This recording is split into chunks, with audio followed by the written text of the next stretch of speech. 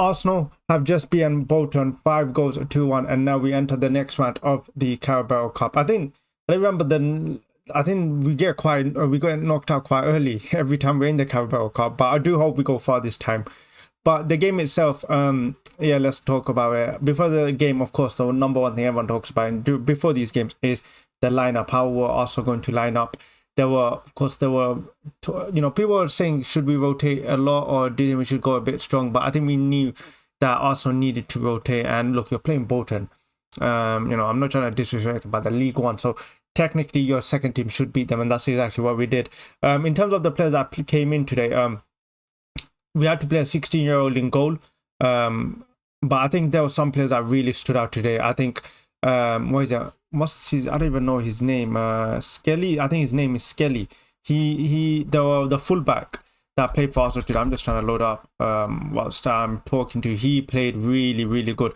He reminds me a bit like Lewis Skelly, the one the left back who played. He reminded me a bit like Timber, the way he's very good on the ball. Defensively, he's really good as well. But I think his composure on the ball is so good. And I do hope he gets a lot more chances at Arsenal. I think his chances will come soon. But of course, when you are going up against that midfield, defense of Saliba, Calafiori, there's even Kiwior ahead of you. There's a lot of competition. But of course, we want competition. But I think he looked really good. For me, he was one of my favorite players today. Ethan Nwaneri, of course, we're all going to have to talk about him because he's popped up today with 2 goals. The first one was very nice. Of course, Ethan Nwaneri is going to be in discussions until Martin Odegaard comes back, because with a lack of creativity right now at Arsenal, can Ethan Nwaneri be the answer? Is Arteta willing to take that risk? We're going to have to wait and see. For me, I think if a player is good, I think they're ready. You look at some of the top talents like Pedri, Yamal, PSG got what's his name, that Emery or whatever, I don't even know his name, that midfielder. These guys all started when they were like 18, 19, okay? And look how they flourished. And I'm sure Ethan definitely has the talent. It's just about whether he's ready. And I personally think he's ready. I think there are some games where I feel like when we do lack that creativity, especially without Martin Odegaard, I think there's a chance for him to come on.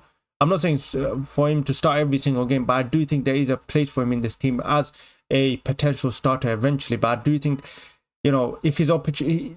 There's an opportunity for him right now, and I hope Arteta gives it to him, because with Odegaard out injured, he has a chance to finally play. When Odegaard comes back, his opportunities are once again going to be restricted. So for me, I think we should look at playing him, especially we're going to be playing teams like Leicester, like where we're expected to have the ball, and Declan Rice, Jorginho, Thomas Partey. Those 3 are not going to create chances for you. So we need someone that can pick a lock, and I think Ethan, I think he is an option. So I do hope he gets some minutes. Of course, we saw Sterling's first at Arsenal.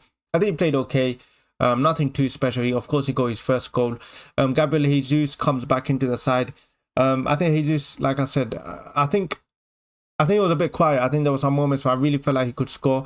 But with Gabriel Jesus, we all know it's just the lack of consistency, where sometimes he holds on to the ball for too long. I think that's one of his main criticism, where I feel like sometimes he holds on to the ball for too long, or what he would do is, he would go past 4 or 5 players, and then now it comes to take a shot or score, and that's where he fumbles it. So Jesus has always been a type. On the ball, he's very good.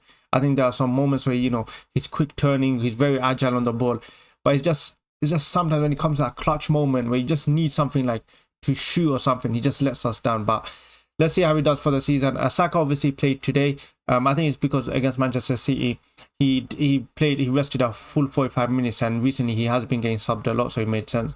But other than that, I think the game was very one-sided. Bolton had, of course, they scored that goal. When I was looking, when they scored that goal, Jorginho, my God, he's running, he's trying all his best. He can't run anymore. I don't know why we decided let's put the slowest player probably to play for Arsenal as our last man. Whose idea was that?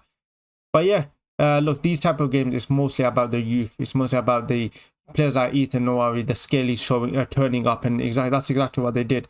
I do hope they do get a lot of chances. But one player we also have to talk about is Calafiori. Yes, I know it's Bolton, but this guy is such a good player. Defensively, he's so good as well. On the ball, he's so secure. Wow, I'm so happy we signed Calafiori, and you can tell we needed him, especially when our defenders You still got Tomiyasu still out injured. You still got Tierney out injured. You still got Zinchenko out injured. You know, we needed midfield defenders, and you know Ben White is having to fight through injury, so we needed defenders. And I'm so happy we signed Calafiori. In terms of subs, of course, some other the youngsters came on, but they came on for 2 shots, so there's really not much to talk about. And yeah, 5-1. I mean, I'm not gonna go crazy over it, but I think it was the main important thing was we went through. I don't care if we went 1-0, wherever it was. The only thing we needed to do was to go through. But yeah, that's just my thoughts. I think the next few games Arsenal do play at home. So yeah, let me know in the comments who your man of the match was. For me, I would probably give it to, you know, I'll give it to Ethan. I'll give it to Ethan. 2 goals. Yeah. So I'll give it to Ethan Nwaneri. But yeah, let me know in the comments who your man of the match was. Do you think any youngsters impressed you? And would you keep anyone that started in today's game for the next game? Let me know in the comments. Especially Sterling. Do you think Sterling deserves a chance in the first 11 in the next games? But yeah, let me know in the comments. Make sure you subscribe. Make sure you like the video, and I'll catch you guys in the next video.